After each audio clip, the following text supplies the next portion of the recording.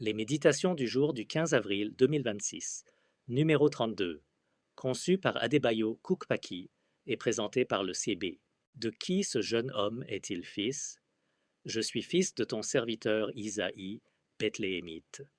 David, le vaillant vainqueur. 1 Samuel 17, 58. Eliab, son frère aîné, qui l'avait entendu parler à ses hommes, fut enflammé de colère contre David. Et il dit, pourquoi es-tu descendu, et à qui as-tu laissé ce peu de brebis dans le désert? Je connais ton orgueil et la malice de ton cœur. C'est pour voir la bataille que tu es descendu. Explication. Dieu encouragea David.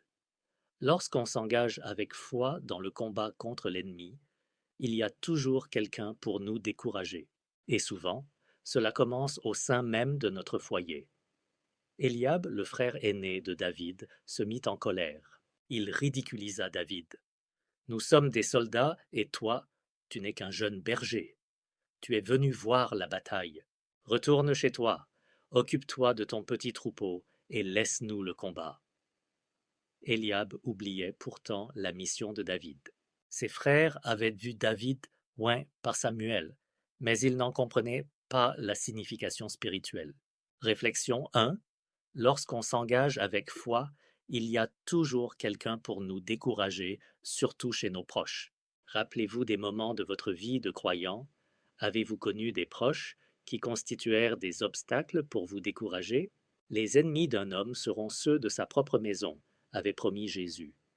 Cette promesse s'est réalisée pour David. Elle s'est aussi réalisée pour Joseph, dont les frères le haïssaient, et pour Moïse, critiqué par son propre frère et sa sœur. Même la famille terrestre de notre Seigneur l'a parfois mal compris et s'est opposée à son ministère. Réflexion 2. Les ennemis d'un homme seront ceux de sa propre maison. Quel principe spirituel pouvez-vous tirer de cette maxime? Quant au roi Saül, il ne fut d'aucun secours. Tu n'es pas capable de combattre ce Philistin, disait-il à David. Lorsque nous nous fions à nos yeux, nous évaluons tout d'un point de vue humain, ce qui conduit inévitablement au découragement. Mais lorsque nous marchons par la foi, Dieu entre en jeu, et cela change absolument tout. Réflexion 3.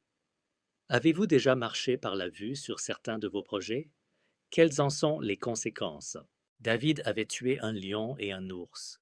Il savait que le Seigneur pouvait le délivrer de la main de Goliath. Réflexion 4. Le Seigneur transforme nos faiblesses en force. Évaluez vos faiblesses que Dieu a transformées. Louons le Seigneur Jésus-Christ. Je louerai